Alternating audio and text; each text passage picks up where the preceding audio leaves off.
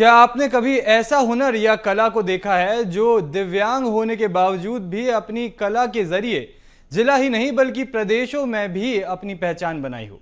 आज हम ऐसे ही कलाकार लक्ष्मी नारायण से मिलवाते हैं जो एक पैर से भले ही दिव्यांग हैं लेकिन अपने कला के जरिए वह अपनी पहचान प्रदेश में भी बनाई है। देखिए हमारी खास रिपोर्ट। इंसान भले ही अपने शरीर के किसी अंग से लाचार हो, लेकिन उसमें अगर कुछ कर गुजरने की हिम्मत और साहस हो तो वह अपनी पहचान बना ही लेता है। कुछ ऐसा ही उदाहरण पेश कर रहे हैं मंडला के महाराजपुर के चंदन कॉलोनी के रहने वाले लक्ष्मी नारायण, जो 10 साल पहले सड़क हादसे में अपना एक पैर गंवा चुके हैं। लेकिन उन्होंने कभी हार नहीं मानी और परिवार को चलाने के लिए उन्होंने अपनी कला का सहारा लिया और अपनी पहचान न सिर्फ जिले बल्कि प्रदेश में भी बनाई। उनके इस कार्य में उनकी पत्नी ने भी साथ दिया।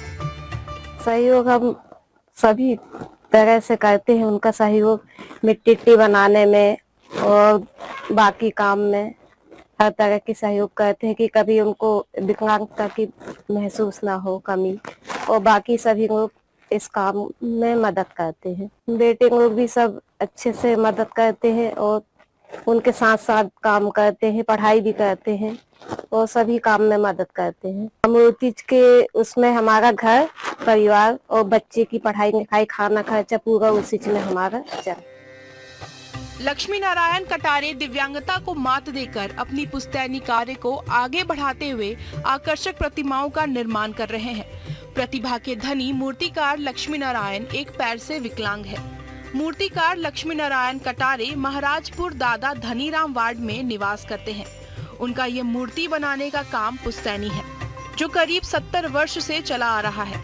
पिता के बाद लक्ष्मी नारायण मूर्तियों का निर्माण कर रहे हैं। इन्होंने इस वर्ष गणेश जी की प्रतिमा बनाई है। इनके द्वारा बनाई जा रही गणेश उत्सव की प्रतिमाएं बिल्कुल सजीव लग रही हैं। एक पैर से विकलांग होने के बावजूद लक्ष्मी नारायण अपने परिवार के साथ मूर्तियों को आकार देने का कार्य बखूबी करते हैं। इन्हें काम करते देख कोई नहीं कह सकता कि ये दिव्यांग है। इनका जज्बा और इनका आत्मविश्वास मूर्तियों में जान डाल देता है। इनके परिवार का भरण पोषण इनकी कला से ही चलता है। वर्ष के गणेश उत्सव और दुर्गा उत्सव में 5 सदस्य परिवार के साथ मूर्तियों को बनाने का काम पूरी लगन के साथ करते हैं। इनके द्वारा बनाई गई प्रतिमा हमेशा चर्चा में रहती है। इनके द्वारा इस वर्ष 11 फीट ऊंची श्री गणेश प्रतिमा बनाई गई है, जो बालाघाट के बहेर में स्थापित की गई। यह प्रतिमा देखने में काफी मनमोहक है, जिसको लेकर हमारे सहयोगी राजकुमार बघेल ने मूर्तिकार लक्ष्मी नारायण कटारे से खास चर्चा की है। मंडला में यूं तो ऐसे अनेक कलाकार हैं जिनको आज भी मंच नहीं मिल पाया है, लेकिन आज हम ऐसे कलाकार को दिखाएंगे जो एक शारीरिक विकलांग है, जिसके बावजूद वो मूर्ति प्रतिमाओं में निखार जो कहना चाहिए सुंदरता देखी जा सकती है। आज हम ऐसे ही कलाकार से आपको मिलवाते हैं जो एक पैर से दिव्यांग भी है, इसके बावजूद भी उनकी कला प्रदेश के कई स्तरों तक जा चुकी है। इनका नाम है लक्ष्मी नारायण जी। क्या कहना चाहेंगे आप? एक पैर से दिव्यांग भी है, किस तरह की समस्याएं जाती होंगी प्रतिमा बनाने में? हाँ, प्रतिमा बनाने में समस्या जाती है। 2 या 3 फीट की प्रतिमा हम नीचे बैठ के बना लेते हैं, बाकी ऊपर जो है 4-5 फीट की या उससे भी ज्यादा हाइट की मूर्ति जो बनती है उसमें हेल्प की जरूरत पड़ती है। तो परिवार का पूरा सपोर्ट रहता है मूर्ति बनाने में, तब फिर उसके बाद मूर्ति का पूरा काम कर पाते हैं। प्रदेश के कहां-कहां से लोग आपके पास आते हैं? जी हाँ, प्रदेश से मेरे पास मंडला है, तमाशे अमरकंटक, लोकल खुद मंडला और बैहर, ये 2-3 जगह के हैं भक्त लोग जिनके पास मूर्तियां जा रही हैं। कब से ये मूर्ति का काम कर रहे हैं? इसके अलावा और क्या करते हैं?